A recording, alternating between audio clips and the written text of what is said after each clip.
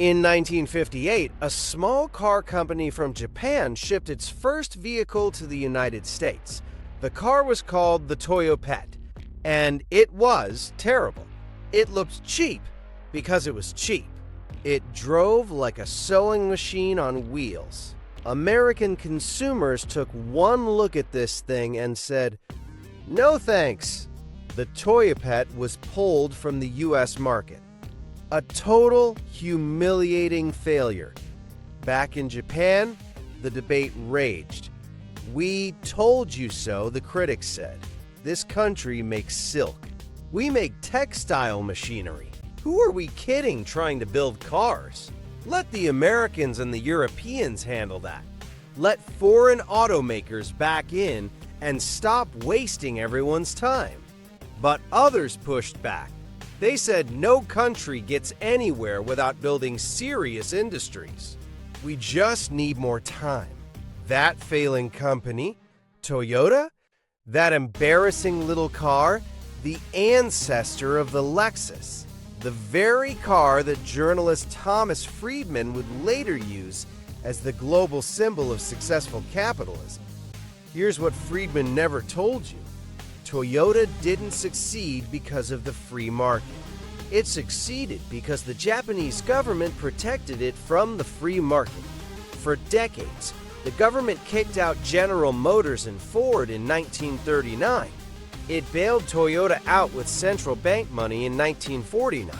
It shielded the entire auto industry behind massive tariff walls for 30 years. If Japan had followed the free trade advice that rich countries preach to poor countries today, there would be no Lexus, there would be no Toyota. Japan would still be exporting silk and wondering what went wrong. This is the story the global establishment doesn't want you to hear. It's the story of how virtually every rich country on earth got rich by doing the exact opposite of what they now tell poor countries to do. They climbed the ladder of development and then kicked it away so nobody else could follow. I'm going to show you 7 lies that control the global economy. I'm going to take you from Tudor England to modern Korea, from the Opium Wars to the IMF. We'll meet spies, dictators, Nobel laureates, and a 6-year-old Korean boy whose father makes an argument about child labor that will permanently rewire how you think about trade. This is Stonks Forum, and if you think the Toyota story is wild, wait until you hear what the British did with opium to force free trade on China. That's in about 6 minutes. But first, the lie that started it all. Quick thing before we dive in, this video took months of research. If you're the kind of person who likes going deep on stuff that actually matters, hit subscribe and turn on notifications. I make videos like this regularly, and the algorithm buries long-form content unless you tell it you want more. A single click from you genuinely changes whether I can keep making these. Alright, let's get into it. Before we tear anything down, we need to understand what we're tearing down. So let me give you the official version of how the global economy works, the bedtime story version taught in economics classes, repeated by politicians, and promoted by the IMF, the World Bank, and the WTO. It goes like this. Britain figured it out first. Back in the 18th century, the Brits embraced free markets and free trade. The results were spectacular. The Industrial Revolution, global dominance, unprecedented prosperity. Other countries saw this and said, "We want some of that." By the mid-1800s, the whole world was liberalizing. Free trade reigned. Economies boomed. A golden age. Then, World War I ruined everything. Countries panicked. They raised tariffs. The U.S. passed the infamous Smoot-Hawley tariff in 1930. Germany and Japan went protectionist, and that's supposedly connected to their descent into fascism. The global economy collapsed. World War II followed. After the war, the world slowly rebuilt a liberal order under American leadership. Progress was made, But many developing countries stubbornly clung to protectionism and government meddling. They suffered for it. Finally, in the 1980s, the world saw the light. Countries privatized, deregulated, opened their borders. The Soviet Union fell. Developing countries ditched their failed strategies. Globalization triumphed. The message is clear. Free trade and free markets are the path to prosperity.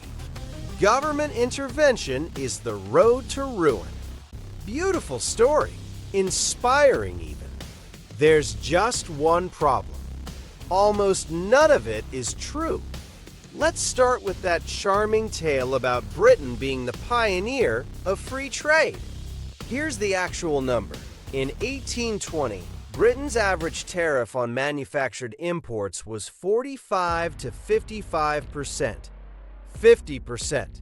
That is higher than virtually any developing country today. Britain wasn't a free trade paradise. It was one of the most protectionist countries on the planet. For centuries, Britain didn't embrace free trade because Adam Smith wrote a clever book. It embraced free trade in the mid-1800s because, by then, it had already built the most competitive manufacturing sector in the world, behind those very same high tariff walls. Free trade was now in its interest, because nobody could outcompete British goods anymore. It's like training in the gym for 10 years and then challenging everyone to an arm wrestle and calling it a fair fight. And even then, the push to drop tariffs wasn't just about efficiency, it was strategic. Richard Cobden, the leader of Britain's anti-Corn Law movement, openly admitted the goal was to prevent other countries from industrializing. If Britain opened its food market, foreign competitors would be lured back into farming instead of building factories. It was economic warfare disguised as enlightenment. Now here's the part that gets completely erased from every economics textbook. How did the rest of the world experience this so-called golden age of free trade? 2 words. At gunpoint, in 1842, Britain fought a war against China. Not because China had attacked Britain, not because of some territorial dispute. Britain declared war because China tried to stop the British from selling illegal opium to Chinese citizens. Let me say that again. The country that calls itself the birthplace of freedom and free trade started a war so it could keep selling narcotics. The result was the Treaty of Nanking, which forced China to hand over Hong Kong and surrender its right to set its own tariffs. This wasn't an isolated case. Most of the developing world didn't choose free trade. It was forced on them. Through colonialism, through unequal treaties imposed after military defeat. Countries across Asia, Africa, and Latin America were locked into absurdly low tariff regimes. 3 to 5%, not because they wanted to be, but because they had a gun to their heads. And what happened to these countries during this supposed golden age? They stagnated. Asia's per capita income grew at 0.4% per year, Africa at 0.6%. Meanwhile, the protectionist United States was growing at 1.8%. Latin American countries that had regained tariff freedom were growing just as fast. So the actual historical record is the mirror image of the official story. Countries forced into free trade did poorly. Countries that protected their industries thrived. Okay, you're thinking, but that was the 1800s. Things are different now. Hasn't modern globalization since the 1980s been great? Nope. And this is where it gets genuinely infuriating. During the 1960s and 1970s, the era when developing countries were supposedly doing everything wrong, their per capita income grew at about 3% per year. Economists called it the Industrial Revolution of the Third World. That's faster than what Britain or America achieved during their own industrial revolutions. Then came the 1980s. The IMF and World Bank told these countries to liberalize. Open your markets. Privatize everything. Cut government spending. Do it now or you don't get loans. The result? Growth in developing countries dropped by nearly half to about 1.7%. In Latin America, where neoliberal reforms were pushed hardest, growth collapsed to less than a third of its previous rate.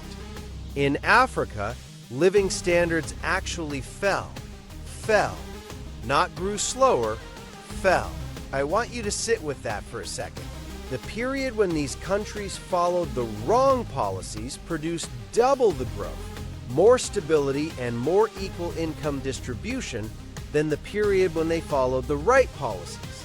The neoliberal era was supposed to create more wealth. Even at the cost of more inequality, it didn't even deliver that. Growth slowed everywhere. If this is already changing how you think about the world economy, smash that like button. Seriously, every like pushes this video to one more person who's never heard this side of the story. And that matters because what I'm about to show you next is even wilder. We're going to meet a spy novelist, a corrupt prime minister, and the teenager who told Adam Smith he was wrong. That's all coming up. But first, who's pulling the strings? 3 institutions run the global economy, and they all answer to the same people. The IMF, the World Bank, and the WTO, what Chang calls the Unholy Trinity. The IMF started with a narrow mandate: help countries manage short-term financial crises. But over time, it expanded its reach into virtually every area of economic policy: budget priorities, privatization, labor law, corporate governance, even democracy. The logic works like this: everything affects economic performance, so we can impose conditions on everything. It's like a bank manager who doesn't just dictate how you repay your loan, but also tells you what to eat for breakfast, how much time to spend with your family, and whether you're allowed to have a dog. And the policies being imposed? They frequently serve the interests of rich countries more than the borrower. When Korea was hit by a financial crisis in 1997, the IMF used the crisis to force open Korean markets that Japan and the US had been trying to crack for years. This wasn't some radical leftist accusation. It was Martin Feldstein, the conservative Harvard economist and chief economic advisor to Ronald Reagan, who called it out. The IMF and World Bank use a $1 one-vote system. Rich countries control 60% of voting shares. The US has a de facto veto on the 18 most important decisions. So the countries that are being helped have virtually no say in the policies imposed on them. Now that you see the system, let me show you the history they rewrote to justify it. Because the origin story of modern capitalism? It involves a spy. A really famous one. You just never knew he was a spy. Daniel Defoe. You know him as the author of Robinson Crusoe. What you don't know is that Defoe was also a businessman, a tax collector, a political pamphleteer, and, I love this part, a government spy. He spied for the Tory government, then he switched sides and spied for the Whigs. The man was basically the John le Carré of the 18th century. But Defoe had yet another secret life. He was an economist, and in 1728, he published a book that demolishes the founding myth of capitalism. It's called A Plan of the English Commerce, and almost nobody alive has read it. In it, Defoe describes in meticulous detail how England built its dominant wool manufacturing industry. And the answer was not free markets. It was protectionism, subsidies, monopoly rights, and government-sponsored industrial espionage. Before the Tudors, England was basically Australia with worse weather, a raw materials exporter. It grew wool and shipped it to skilled weavers in Flanders who turned it into expensive cloth.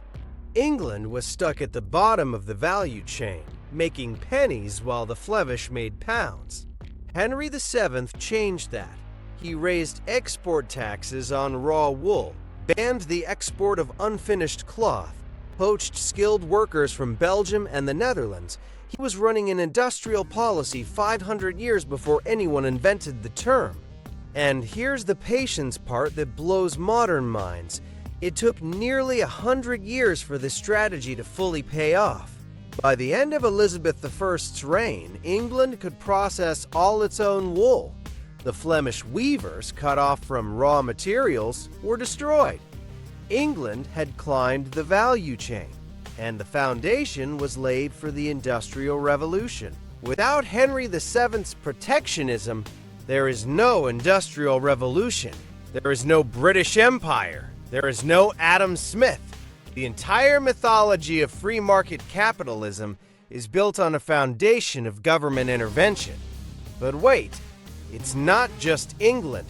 This pattern is universal. Every single rich country did this. Robert Walpole, Britain's first prime minister, launched a comprehensive industrial policy in 1721 that reads like a playbook straight out of post-war Japan or South Korea.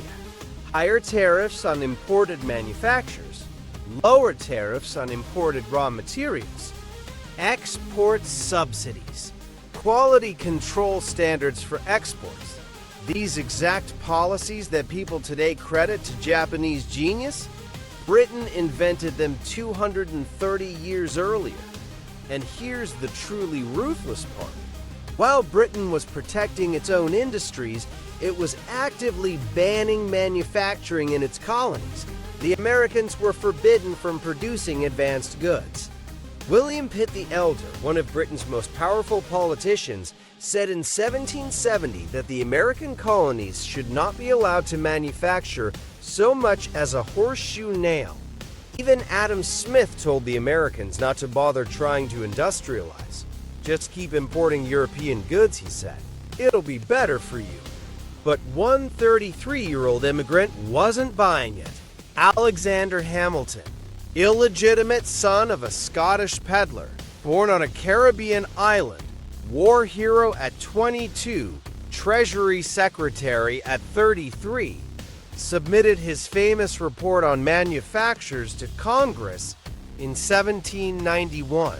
In it, he directly contradicted the most famous economist in the world and laid out the theory of infant industry protection. His argument was elegant. A young economy, he said, is like a young person. It needs protection while it develops its capabilities. Throw it into full competition against the world's best before it's ready, and it will be crushed. But nurture it carefully, and one day it can compete with anyone. Hamilton was right. For the next 130 years, the United States would be the most protectionist major economy on Earth. Average tariffs on manufacturers ranged from 35% to over 50%. During America's period of fastest growth, it had tariff rates that would make any modern developing country blush. Abraham Lincoln, aggressive protectionist. Ulysses S. Grant reportedly told the British, within 200 years when America has gotten out of protection all that it can offer, it too will adopt free trade. Translation: we'll preach free trade once we don't need protection anymore. Sound familiar? The U.S. didn't meaningfully lower its tariffs until after World War II, when it was by a massive margin the most powerful industrial economy on the planet.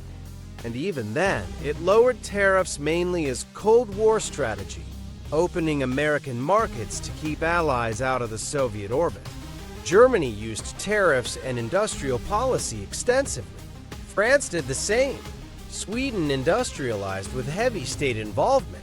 Switzerland refused to grant patents until 1907 because copying foreign inventions was essential for development. Japan, Korea, Taiwan, Singapore, China, every single one. The German economist Friedrich List nailed it in 1841. He accused Britain of preaching free trade while having gotten rich through protectionism. He called it kicking away the ladder, climbing to the top using certain tools, then banning those tools for everyone else. That metaphor is the skeleton key to understanding the entire global economy. The rich got rich by using the exact tools they now prohibit the poor from using. That's the history they hid. Now I'm going to show you the 7 myths they built on top of it. And the first one starts with a 6-year-old Korean boy and the most disturbing thought experiment in economics. For the next 45 minutes, we're going to demolish 7 core myths of neoliberal economics. Each one is a pillar holding up the ideology that's been imposed on developing countries for 40 years. Each one crumbles when you look at the evidence, and each one has a story behind it that's more surprising than you'd expect. Here's what's coming: an economist's argument for child labor, a Finnish law that classified foreigners as dangerous, pirated copies of software that hadn't been released yet, a comedian's one-liner that explains the entire debate about privatization, and, my personal favorite, historical documents proving that the Japanese were once considered lazy and the Germans were known as thieves. Let's go. Myth 1. Free trade is always the answer. My 6-year-old son should get a job. Ha-Jun Chang, the Cambridge economist behind this book, opens his chapter on free trade with one of the most brilliantly provocative arguments I've ever encountered. He says, "I have a 6-year-old son named Jingyu. He lives off me. But millions of kids his age around the world already have jobs. In the 18th century, children were expected to work from age 4. Maybe," Chang continues, "making Jingyu get a job would build character, expose him to competition, toughen him up. The sooner the better, right? No more coddling. Let the free market decide." You think that's insane. Of course it is. Everyone knows a 6-year-old needs to be nurtured, educated, and protected. If you force Jingyu to work at 6, he might become a decent shoeshine boy, but he'd never become a brain surgeon. That would require another 15 years of investment and protection. And yet, this is precisely the logic free trade economists apply to developing countries. Expose your industries to maximum competition right now, they say. Protection breeds complacency. They want developing countries to compete immediately with the most advanced producers in the world. It's like putting a 6-year-old in the ring with Mike Tyson and calling it character building. Incentives are only half the story. The other half is capability. Even with a gun to his head, Jingyu cannot perform brain surgery. He doesn't have the skills. Similarly, industries in developing countries can't compete with first-world corporations if they haven't had time to develop their technology, their organizations, their workforce. This is the infant industry argument. Hamilton invented it. Every rich country practiced it. And it was the dominant development strategy during the period when poor countries grew fastest. Want to see this play out in real time? Look at Mexico, the poster child of free trade. Mexico has everything going for it. It borders the largest consumer market on Earth. It signed NAFTA with the United States in 1995. It has a massive diaspora. If free trade works anywhere, it should work in Mexico. So what happened? Since NAFTA, Mexico's per capita income growth has been a fraction of what it was during its protectionist era. The country de-industrialized. It became more dependent, not less. More unequal, not more prosperous. Compare that with Korea, which grew at breakneck speed behind protective walls and only liberalized after it was already rich. Or China, which kept tariffs above 30% into the 90s, while growing at the fastest rate in human history. Or India, whose growth acceleration actually started in the 1980s, before its trade liberalization in the 90s. David Ricardo's theory of comparative advantage says, specialize in what you're relatively good at. And he's right, if you accept your current situation as permanent. But the whole point of development is to change your situation, to learn harder things, to climb the value chain. And that requires time, investment, and yes, protection from bigger competitors. Ricardo's theory is a theory for people who accept the status quo, not for people who want to change it. That's free trade. But what about foreign investment? Isn't it always good to let foreign money in? Well, let me tell you about a country that classified foreign investors as dangerous for 60 years and somehow became one of the richest nations on earth. Myth 2. Foreign investment is always welcome. The Finn and the elephant. In the 1930s, Finland passed a law classifying any company with more than 20% foreign ownership as, and I promise I am not making this up, dangerous. Not regulated, not monitored, dangerous. Foreign investors were essentially treated like biological hazards. This wasn't relaxed until 1987. Full liberalization didn't come until 1993. For over 60 years, Finland basically told the world, we don't want your money. Go away. According to every economics textbook, this should have been suicide. So how did Finland become one of the richest, most innovative economies on the planet? Nokia. That's how. But Nokia's story is nothing like what you'd expect. It started as a paper mill in 1865. Then it diversified into rubber boots, then electric cables, then, in the 1960s, electronics. Its electronics division lost money for 17 years before turning a profit. 17 years of losses. Can you imagine a modern hedge fund tolerating that? Can you imagine the IMF approving a government that subsidized a money-losing electronics company for nearly 2 decades? They would have shut it down in year 2. But Finland let Nokia grow at its own pace, shielded from the full blast of foreign competition. And it paid off spectacularly. This doesn't mean foreign investment is always bad. Foreign direct investment brings money, technology, and expertise. But the key word is strategic. Countries that became rich didn't just open the floodgates. They were selective. They allowed foreign money into sectors where they wanted technology transfer. They blocked it where they wanted domestic firms to grow. Korea, Japan, Taiwan, and China all heavily regulated foreign investment during their growth periods. Ownership ceilings, local content requirements, technology sharing conditions. The result?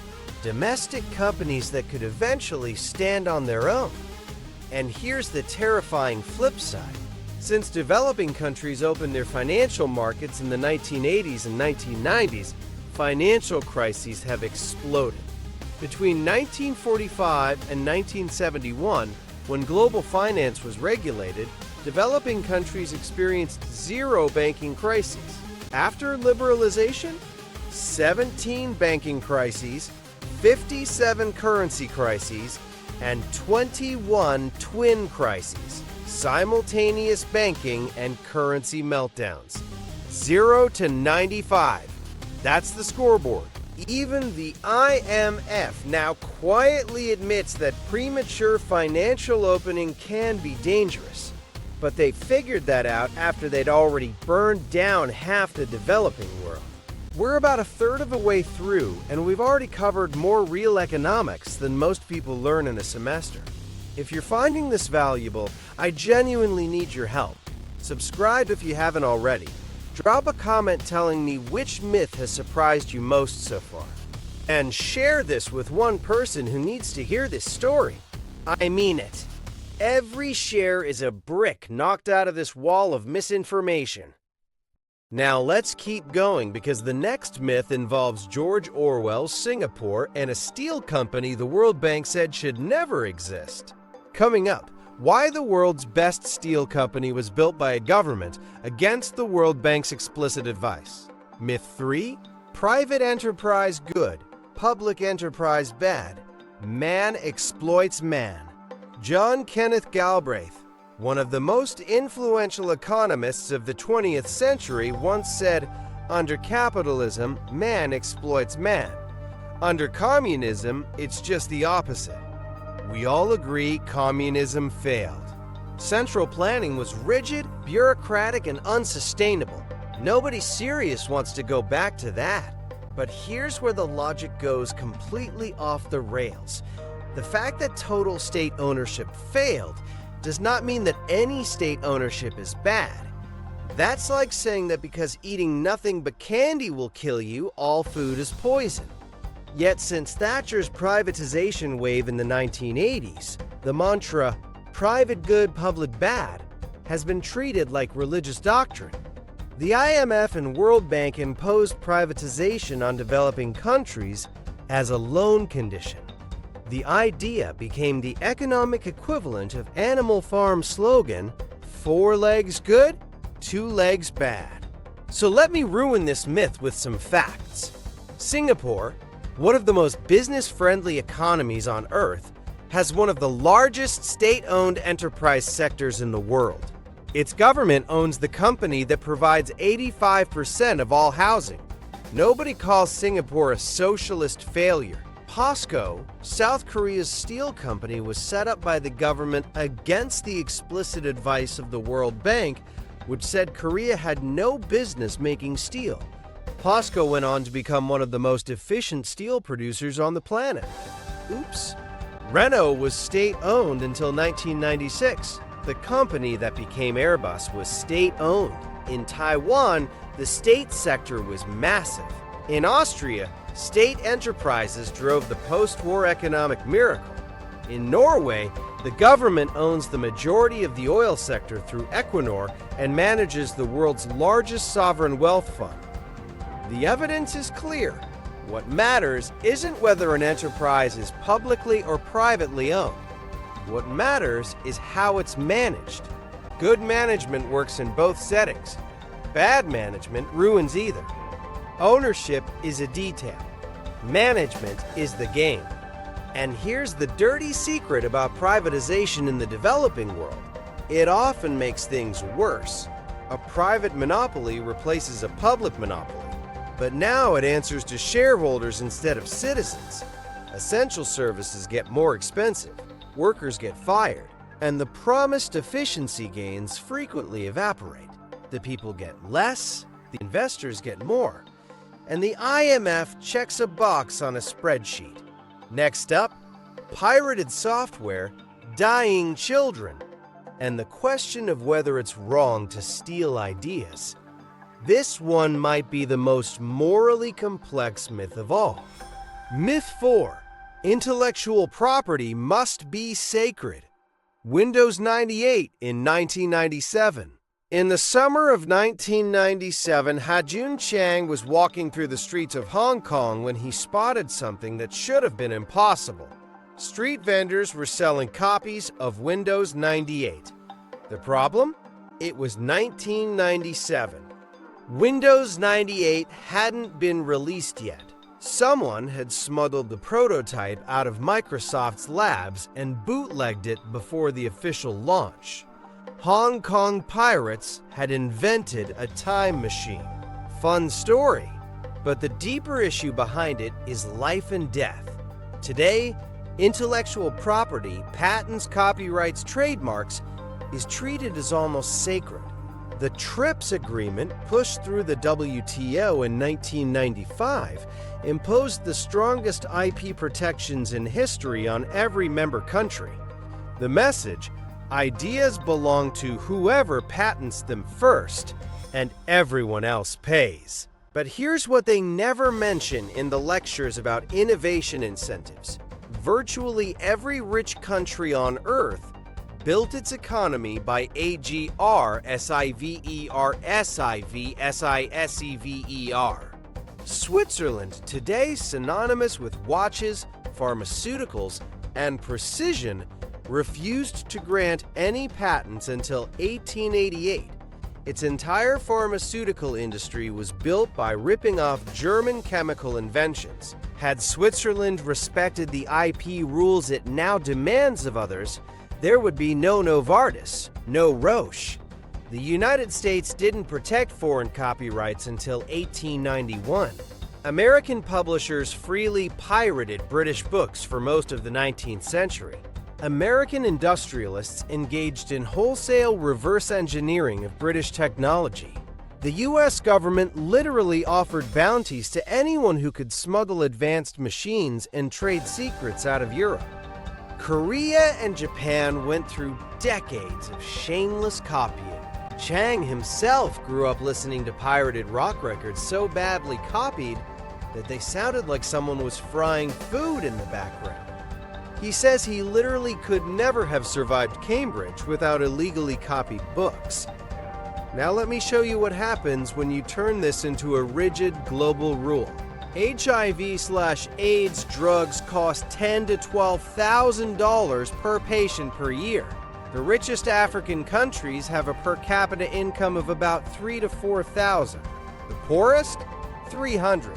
Millions of people are dying because they cannot afford patented medicines. Some African countries tried importing cheap generic versions from India. The pharmaceutical industry's response? They invoked TRIPS. They called it piracy. They filed lawsuits. They protected their patents while people died. Now, does some IP protection incentivize innovation? Yes. Nobody disputes that, but the current system has gone far beyond what's necessary. Patent terms keep getting extended. The US retroactively lengthened copyright to protect Disney's Mickey Mouse.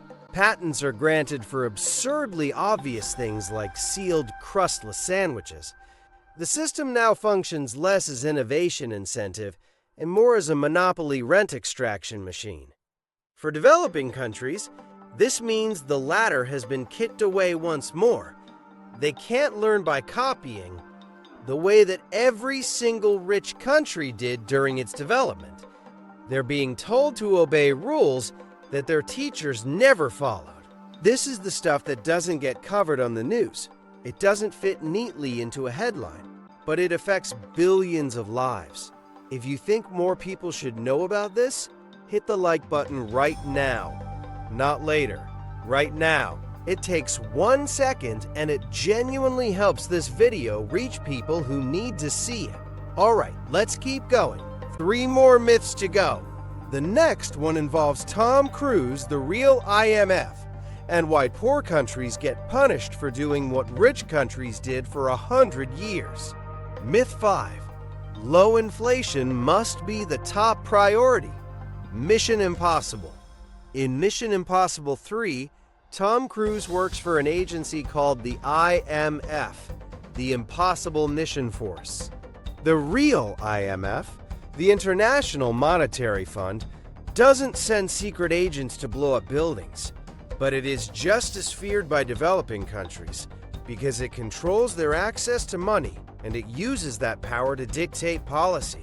Ronald Reagan once said, "Inflation is as violent as a mugger, as frightening as an armed robber, and as deadly as a hitman." Great line, and it captures the neoliberal obsession perfectly. For these people, keeping inflation low, 1 to 3%, is the supreme goal of economic policy. Everything else is secondary. But here's the data they'd rather you didn't see. During the 1960s and 1970s, many of the world's fastest-growing economies ran inflation rates of 15, 20, even 30%. Brazil was growing almost as fast as the East Asian miracle economies, with inflation that would give an IMF economist a heart attack. Meanwhile, since the 1980s, developing countries have been squeezed into ever tighter monetary straitjackets. Interest rates jacked up, government spending slashed, Inflation has come way down, but growth collapsed. Chang calls this Keynesianism for the rich, monetarism for the poor. Rich countries quietly used Keynesian economics during their own development, stimulating their economies in downturns, spending heavily on public goods. But they deny that same flexibility to poor countries, insisting on rigid discipline. High interest rates kill investment. Tight budgets mean less spending on schools, hospitals, and roads. Exactly the things developing countries need most. Yes, hyperinflation is destructive, but there's a vast gulf between hyperinflation and moderate inflation. And the evidence shows that moderate inflation, 10, even 20%, is perfectly compatible with rapid growth. By treating all inflation as equally dangerous, the establishment has sacrificed growth and development on the altar of price stability. 2 myths left. The next one is a puzzle that should keep you up at night. 2 dictators, equal corruption, opposite results. Why? Myth 6. Corruption explains why poor countries are poor. Zaire versus Indonesia. Here's a puzzle that demolishes one of the most popular explanations for poverty. In 1961, Zaire had a per capita income of $67. Indonesia was even poorer, $49. Both countries were then taken over by military strongmen who ruled for about 32 years. Both were phenomenally corrupt. Mobutu of Zaire stole roughly $5 billion, about 4.5 times his country's entire national income. Suharto of Indonesia stole at least $15 billion, possibly $35 billion, proportionally even more than Mobutu. His children became some of the wealthiest people in the country. If corruption is the main obstacle to development, Indonesia should have done even worse than Zaire. Under Mobutu, Zaire's living standards fell to 1/3 of where they started. Under Suharto, Indonesia's rose more than threefold. Same corruption, opposite outcomes. How? Because corruption is not the cause of underdevelopment. It's a symptom. Suharto was corrupt, but his government also built infrastructure, invested in education, and ran an industrial development strategy. The corruption was parasitic, but the underlying organism was growing fast enough to carry the parasite. Mobutu invested in nothing. He just looted. The bad Samaritans used corruption as a convenient excuse. Oh, our free market reforms didn't work in your country? Must be corruption. It lets them off the hook for bad policies. And worse, many forms of corruption actually increase when you introduce more market forces prematurely. Privatize state assets cheaply, insiders buy them. Cut government salaries to the bone, bureaucrats take bribes to survive. Countries don't become honest and then develop. They develop and then become more honest. Prosperity reduces corruption far more effectively than anti-corruption campaigns reduce poverty. One myth left, and it's my favorite, because this is the one where I get to tell you that 100 years ago, the Japanese were considered lazy and the Germans were called thieves, and I have the receipts. Myth 7. Some cultures are simply incapable of development. Lazy Japanese and thieving Germans. This is the most insidious myth of all. It says, some countries are poor because their people have the wrong culture. They're lazy, they don't plan ahead. They can't cooperate. It's in their nature. You can't fix culture. Ready for the punchline? In 1915, an Australian management consultant toured factories in a developing country. He reported that the workers were slow, idle, and showed no desire to change the habits of national heritage. He was talking about Japan. In 1903, an American missionary who lived in Japan for 25 years described the Japanese as lazy and utterly indifferent to the passage of time. He called them an easygoing people defined by lightness of heart and freedom from all anxiety for the future. Beatrice Webb, one of Britain's most prominent intellectuals, visited Japan in 1912 and complained about their objectionable notions of leisure and intolerable personal independence. The Japanese, lazy, easygoing, living for the moment. Let that sink in. Oh, but it gets better. Before Germany's economic takeoff in the mid-1800s, the British routinely called the Germans dull, heavy, indolent. A British physician serving in the army complained that German tradesmen take advantage of you wherever they can, and to the smallest imaginable amount rather than not take advantage of you at all. He called their dishonesty universal. Mary Shelley, the author of Frankenstein, wrote in frustration after dealing with a German coach driver. The Germans, lazy, dishonest, incapable of punctuality. This is the exact template that's now applied to African and other developing world cultures as explanations for poverty. Chang's point is devastating. Culture is not destiny. Culture changes, and it changes because of economic development, not the other way around. The Japanese became hardworking because Japan industrialized. The Germans became efficient because Germany developed. These cultural traits are products of development, not prerequisites for it. If you told someone in 1900 that the Japanese and the Koreans would become known for their obsessive work ethic, they would have laughed in your face. No country is condemned to poverty by its culture. And anyone who tells you otherwise is either ignorant of history or trying to sell you something. Okay, that was the last myth. All 7 pillars demolished. If you've made it this far, you're clearly someone who thinks deeply about the world. You're my people. So do me a favor, drop a comment with the myth that surprised you the most. I read every single comment, and the discussion on these videos is always incredible. If you haven't subscribed yet, now's the time. We're heading into the final act, what should actually be done. And this is where it all comes together. Before we talk solutions, Chang wants you to see where we're heading if nothing changes. He wrote a fictional, but terrifyingly plausible, scenario set in 2037. In his vision, China joins the OECD in 2024, pressured into fully opening its capital markets. For a few years, it booms. Then, in 2200, the bubble bursts. A massive financial crisis triggers the Second Great Depression. It pulls the entire world down.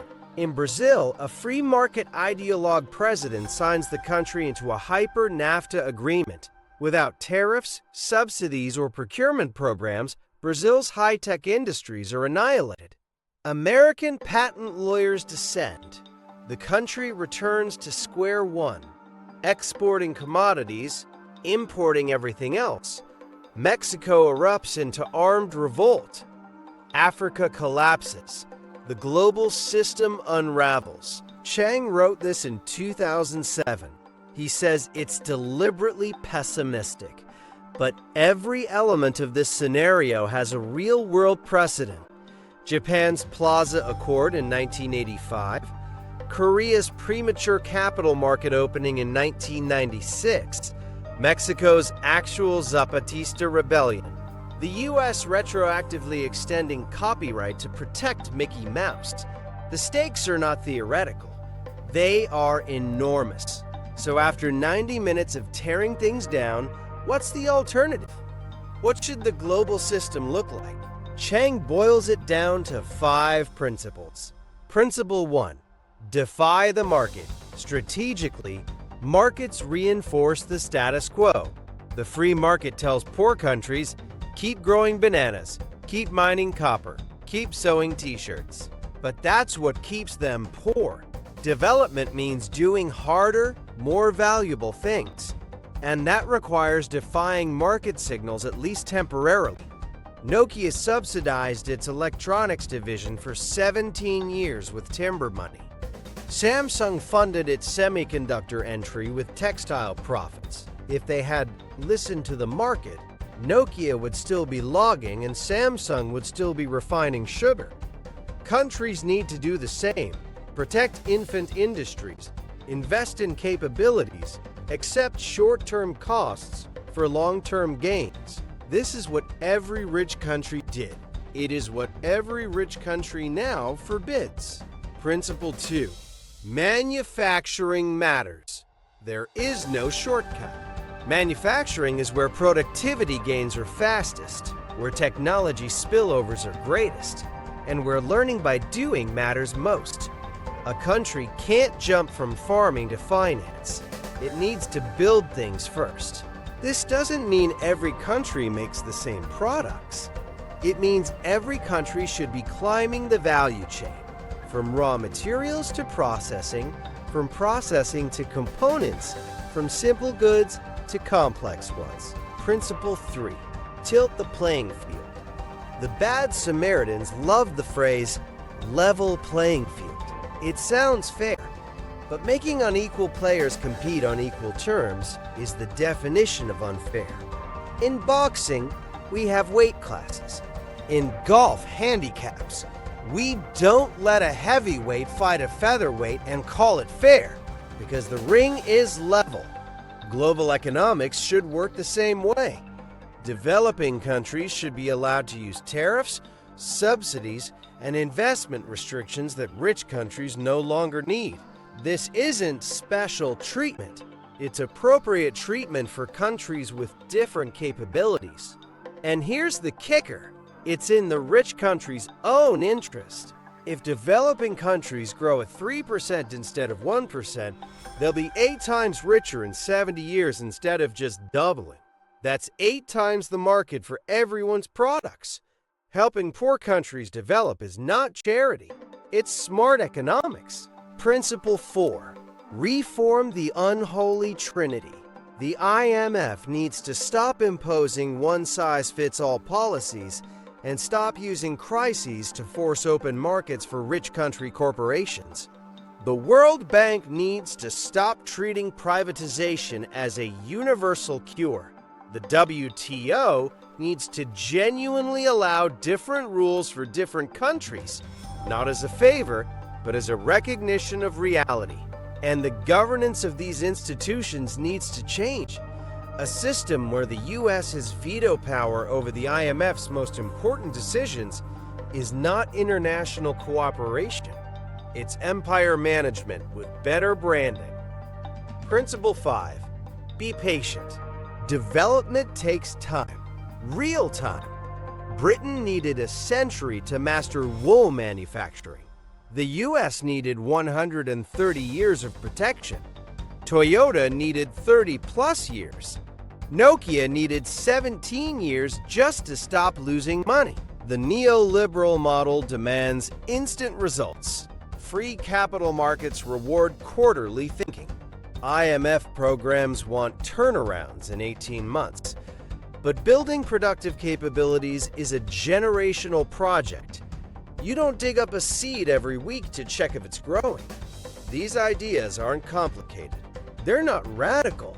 They're literally just what rich countries did when they were developing. But they're suppressed by an ideology backed by the most powerful institutions on Earth.